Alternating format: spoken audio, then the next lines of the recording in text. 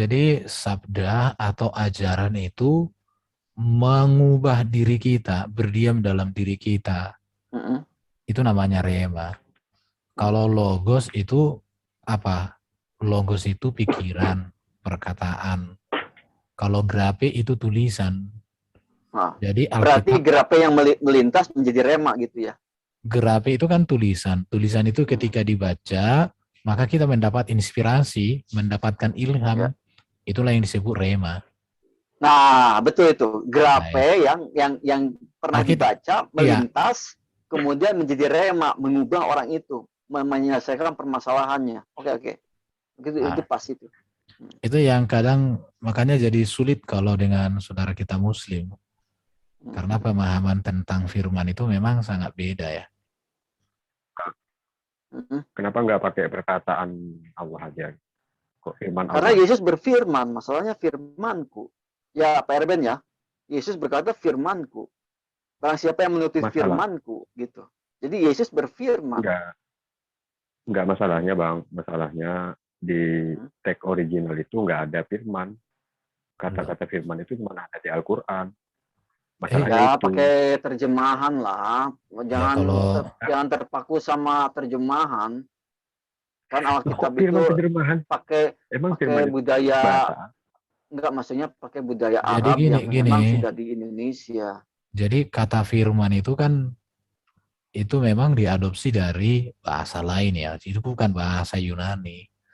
Jadi ketika orang menerjemahkan Alkitab dari bahasa Yunani ke bahasa Indonesia, maka dicari kata yang sepadan. Kata Iya. yang sepadan itu adalah firman. Tetapi firman dalam konteks Indonesia dengan firman dalam konteks Yunani itu juga ada Beda. perbedaan. Ada tiga kan, yang tadi grape, Nah, rema, dan logos. makanya gini, kalau kita belajar Alkitab bahasa Indonesia memang ketiga kata ini tidak ditemukan ya. Tapi kalau kita Iya. sudah masuk kepada bahasa Yunani itu akan kita temukan penggunaan itu. Kalau pengen tahu Pak Munir nanti cari di channel gitu perbedaan firman dalam konteks Islam dan Kristen, aku udah pernah bahas di situ sih. Tapi apakah menurut Yesus seperti itu? Jadi gini Pak Munir, kalau dikatakan apakah menurut Yesus seperti itu? Yang pasti Pak Munir bahwa Alkitab Perjanjian Baru ditulis setelah Yesus naik ke surga.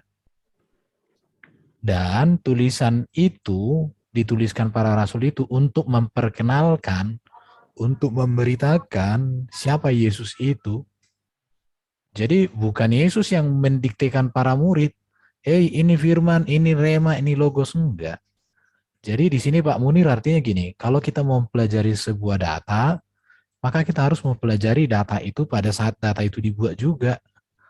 Tidak serta-merta kita menilai dari cara pandang kita di masa kini semata. Seperti itu Pak Munir. Artinya penjelasan itu bukan dikonfirmasi oleh Yesus. Itu kalau kita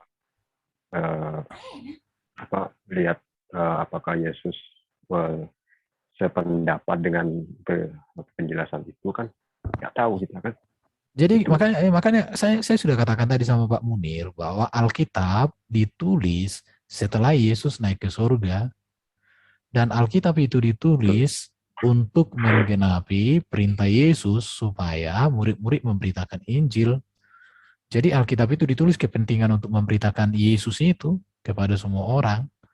Jadi isi ya, daripada kitab itu sendiri bukan Yesus ngomong sama murid-muridnya, ini isinya tuliskan, ini isinya tuliskan, enggak gitu. Orang Kristen nggak pernah memahami seperti itu. ya artinya benar kata aku itu bahwa yang 4 kanonik itu kitab yang 4 itu bukan firman dari Yesus yang disuruh tulis. Memang bukan disuruh Yesus, nggak masalah. Bukan Yesus yang suruh. Erben, Iya. Erben, saya baru ingat nih bahwa yang ditulis seperti itu ada di kitab Wahyu. Tuliskanlah apa yang kau lihat. Saya baru ingat itu di kitab Wahyu itu. Itu mungkin Ya, seperti begitu. Wahyu pasal 1 itu kan kalau kita baca teliti, di situ ada Allah, ada Yesus, ada malaikat, dan ada Yohanes. Kalau dibaca Siapa yang teliti, nulis kitab Wahyu? Yohanes. Yohanes. Aku jadi cicakmennya nanti. Gimana Pak Munir? Udah paham kan? Penjelasan teman-teman itu udah sangat-sangat detail sebenarnya. Secara gamblang, Begitu ya aja. Sama kayak dulu juga.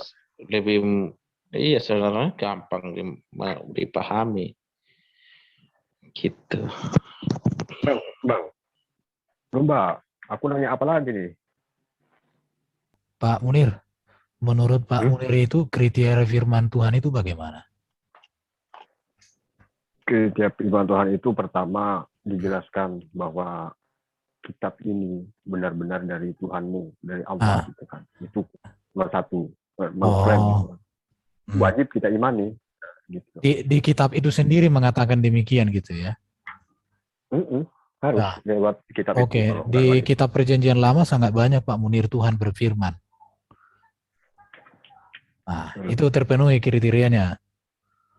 Terus apalagi yang Pak Munir lakukan? Di kitab PL itu Sekarang kan banyak Tuhan berfirman, jelas banyak sekali Pak. Aku kan bertanya PB nih, gitu kan. Nah, oke, kalau PB itu konteksnya itu kan tulisan para rasul tentang Yesus. Tetapi kalau dikatakan juga bahwa Tuhan berfirman langsung, iya, kenapa? Karena itu kan dari Roh Kudus. Dikatakan segala tulisan yang diilhamkan Allah.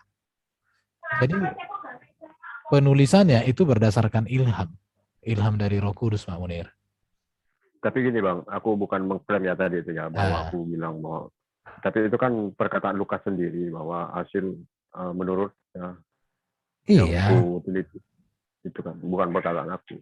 Jadi gini Pak Munir, supaya Pak Munir mengerti ya, Alkitab itu memang diteliti oleh para penulis berdasarkan bimbingan Roh Kudus terhadap peristiwa yang sudah terjadi, sedang terjadi, dan akan terjadi.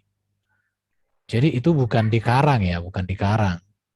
Tetapi mereka meneliti dengan sungguh-sungguh, dan ketika mereka meneliti itu, di sana ada otoritas dari Roh Allah. Karena ketika Yesus sudah naik ke surga, Roh Kudus yang adalah Roh Allah itu yang menyertai para murid-murid untuk menuliskannya. Seperti itu, bro. Nah, Iya kan, jadi gini, sekarang begini. Di Al-Quran nggak ada. Sekarang begini kan. Nggak ada putra Nabi Nuh yang tenggelam. Sekarang gini Pak Munir ya. Kalau Quran dikatakan firman Allah, karena di situ dikatakan ada firman Allah. Pertanyaannya begini, Allah pernahkah berkata-kata langsung kepada Muhammad bahwa Quran itu adalah firman Allah? Kan tidak pernah juga Pak Munir. Tidak pernah. Melalui Jibril. Oke, melalui Jibril. Dari mana Pak Munir tahu itu dari Jibril, sedangkan Jibril itu diketahui oleh Nabi setelah puluhan tahun. Dia menjadi seorang... di situ. Jadi masalahnya gini, kalau yang saya tanya sekarang bukan karena ada ayat.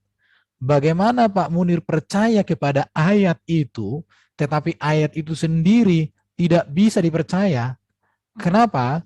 Karena ayat itu sendiri diturunkan setelah beberapa lama baginda Nabi menjadi Nabi, baru tahu itu ada Jibril.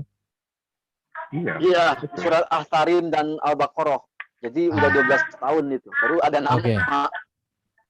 Kalau benar bolak-balik ya. Jadi gini Pak Munir ya.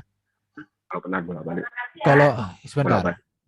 Sekarang ini saya mau bilang sama Pak Munir, dalam dunia yang normal ya, dalam dunia yang normal, sesuatu itu dikenal dulu baru perkataannya dipercaya. Kalau sesuatu itu belum dikenal, maka perkataannya itu sukar untuk dipercaya.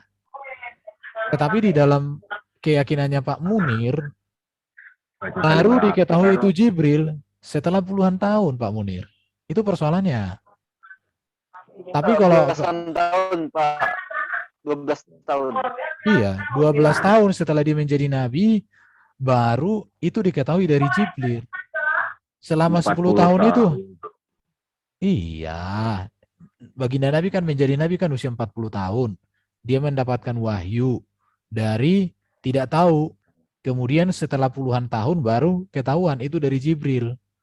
Masalahnya kemana saja Jibril selama 10 tahun nggak bisa memperkenalkan dirinya. Kok Dan nggak siapa? bisa, Iya. loh? Dan siapa yang Betul. memperkenalkan Jibril sebagai Jibril setelah puluhan tahun? Itu yang harus Pak Munir juga harus bisa tuntaskan. Kalau penulisan Alkitab, sejak Yesus terangkat ke surga, para murid-murid menantikan Roh Kudus, maka mereka dipenuhi Roh Kudus di Kisah Rasul pasal 2 itu. 40 hari ya? 50 hari. 50 hari. Pentakosta, 10 hari setelah Yesus naik ke 40 hari. surga, hari Nah, pencurahan 40 Roh hari Kudus. naik, 10 hari kemudian. Oke. Di Aku situ lagi Pak ya. Munir. Nah, Jadi analoginya. gini, sebentar. Kalau para rasul dipenuhi oleh Roh Kudus, saksinya itu ratusan ribuan orang, Pak Munir. Karena waktu itu orang-orang Israel 50. dari berbagai negara datang di Yerusalem. Ribuan orang hadir menyaksikan. Tetapi kalau kita katakan Jibril berjumpa dengan Nabi Muhammad, tidak ada saksi sama sekali. Bahkan Jibril itu pun diketahui oleh baginda Nabi adalah Jibril itu setelah puluhan tahun. Ini menjadi problem. Belasan tahun. Salah. Belasan tahun. Problemnya adalah kenapa kalau yang nulis Injil itu dipenuhi Roh Kudus, kenapa tulisannya banyak yang berbeda-beda? Justru karena berbeda itulah Roh Kudus itu berkarya dengan cara yang benar. Kalau tulisan itu sama titik komanya, ngapain jadi 4 kitab Injil? Dan Pak Munir dengarkan ya, dalam logika pengadilan, ketika 4 orang saksi menyaksikan satu peristiwa, titik komanya sama, maka kesaksiannya itu dikatakan salah. Kecuali Roh Kudusnya beda. Enggak. Peristiwanya sama. Jadi gini Pak Munir, cara kerja Roh Kudus itu bukan seperti cara kerja Jibril. Kalau Roh Kudus itu mendiami dulu orang, dan orang yang didiaminya itu dipergunakan hikmatnya, kemampuannya untuk menulis. Beda dengan Jibril, memberikan wahyu tanpa memperkenalkan diri. Sudah begitu, wahyunya itu pun diberikan sesuai kepentingan baginda Nabi. Itu masalahnya Pak Munir. Jadi kalau Pak Munir mau menilai Alkitab dari sudut pandang Kristen, nggak nyambung. Jadi kalau di pengadilan Pak Munir, pergilah ke pengadilan, bawa saksi 10 orang. Titik koma kesaksiannya sama. Oh, ini kurang ajar ini katanya. Bisa itu ditersangkakan itu orang-orang itu. Kenapa? Karena memberikan kesaksian palsu. Orang yang memberikan kesaksian palsu itu bisa kena undang-undang pidana itu. Pidana atau perdata? Pidana. Oke. Sekarang misalkan ada hakim. Saksinya 4 orang. Beda-beda. Lalu hakim itu milih yang mana? Bingung dia. Justru itu betul, bagus. Kenapa? Karena hakim itu akan menilai kesaksian itu. Apakah kesaksian satu dengan yang lain saling menguatkan atau bertentangan? Di dalam kitab Injil, kesaksian yang 4 itu, iya. Sekarang gini, apakah kesaksian, apakah kesaksian 4 Injil itu tentang Yesus bertentangan? Tidak. Iya. Di mana bertentangan? Coba. Bertentangannya kata Yesus, aku selalu mengaku anak manusia. Sedangkan kata yang lain, anak Tuhan. Loh, coba di Injil mana Yesus tidak mengakui? Di mana Yesus tidak mengakui dia anak manusia? Carikan ayatnya Yesus mengaku anak Tuhan. Nah, kan nggak ada. Yesus sendiri udah bilang, bukan orang. Dia. Yang menyaksikan Yesus itu anak Allah siapa? Yohanes Pembaptis. Kalian sebut itu Nabi ya. Loh, justru Yohanes itu yang menyaksikan Yesus anak Allah, dan Allah sendiri juga menyaksikan bahwa Yesus itu anaknya. Apa dikatakan Allah dari suara dari surga? Inilah anak yang kukasihi, kepadanya yang aku berkenan. Jadi tuntas. Kenapa Yohanes nggak mati waktu itu? Kata Yesus. Pertanyaannya kan bukan di situ dulu. Kenapa Yohanes nggak mati? Ya, artinya bohong itu Yohanes. Karena kata Yesus, barang siapa suara Tuhan itu bukan tidak bisa didengar. Kamu kan mati kalau kamu dengar suaranya, kan itu. Loh. Lewat Roh Kudus. Bukan, Pak Munir ini udah nggak ngerti lagi. Mendengar suara Tuhan nih ya. Kan suara dari surga itu kan. Inilah anak yang kukasihi, kepadanya Tuhan lah yang aku. asli loh yang berbicara. Iya. itu lihat dulu konteksnya. Ayat itu ngomong apa gitu loh. Ya kan? Itu jangan dicampur adukkan ayat itu berlaku untuk semua ini, semua cerita, kondisi gitu loh. Kalau baca Alkitab itu di ini, jangan karena kamu tidak mendengar suaranya, suara pun ini, jadi digeneralisir untuk berlaku semuanya. Lihat dulu konteksnya, gitu loh. Mana kira-kira? Di situ Allah bicara tentang Iya, apa, betul itu. gitu loh. Betul, bagus. Itu Pak Munir, jangan digeneralisir. Maka itu berlaku untuk semuanya, enggak bisa seperti itu. Konteksnya dia berbicara Gitu kepada loh. orang Yahudi Iya, kan, ahli-ahli gitu loh. Faris. Apa konteksnya itu kepada Iya siapa sih, dia Bang. berbicara? Adi sih kalau gini ya, yang dibilang Pak Bagus sangat tepat. Semuanya gitu loh. Karena kan dikatakan Pak Bagus di sini kan suaranya pun kamu tidak pernah mendengar. Iya. Kata kamu di situ kan perlu diperhatikan. Itu artinya kan ada subjek dan objek. Nah itu Pak Munir. Cuman ya Pak Munir biasa membaca Tapi seperti ketika itu. iya itu kan berbicaranya kan di konteksnya kan dalam perjanjian lama. Di mana tuh? Di Yesaya apa di Yeremia? Gitu ya. Iya. Tapi kan kalau kita lihat konteks perjanjian baru, firman Allah itu kan sudah menjadi manusia. Gitu loh. Itu firman Allah itu kan udah menjadi daging. Ya kan dalam diri Yesus Kristus. Jadi kan orang mendengar suaranya gitu. Makanya kenapa di dalam perjanjian baru Israel mengatakan akulah ego emi gitu loh. Ini Bang tadi. Itu seperti itu konteksnya Pak Munir. Jadi kalau dalam konteks perjanjian lama ya kan ego emi itu berbicara langsung menuju kepada sang Bapa itu gitu loh. Tapi dalam konteks perjanjian baru ya kan makanya kenapa dalam konteks perjanjian baru Allah itu tidak pernah Allah Bapa itu ya Bapa itu tidak pernah berfirman. Kenapa? Firman-Nya sudah menjadi manusia gitu. Itu hanya ketika Yesus itu mikwe ya kan di Sungai Yordan itu suara Bapa itu inilah anakku yang kukasihi kepadanya lah aku berkenan. Hanya itu. Kenapa waktu yang mendengar itu yang mendengar itu nggak mati? Gitu loh. Kan Yesus kan waktu dia dibaptis di Sungai Yordan, bukan hanya Yohanes saksinya. Orang-orang pada saat itu. Kenapa Yohanes nggak mati? Kenapa Yohanes nggak mati? Ya nggak mati lah. Orang firman Allah itu melihat ya mati. Kan nggak melihat. Gini. Kenapa Yohanes tidak mati? Karena firman Allah itu sudah menjadi manusia. Gitu loh. Tentunya kalau ketika firman Allah itu sudah menjadi manusia, ada tujuannya. Apa? Misi penyelamatan. Gitu loh. Makanya Allah tidak lagi berfirman seperti gini. Makanya Allah itu tidak berfirman lagi seperti dalam perjanjian lama melalui perantaraan Nabi. Kenapa? Karena firman Allah itu sudah menjadi daging manusia. Gitu loh.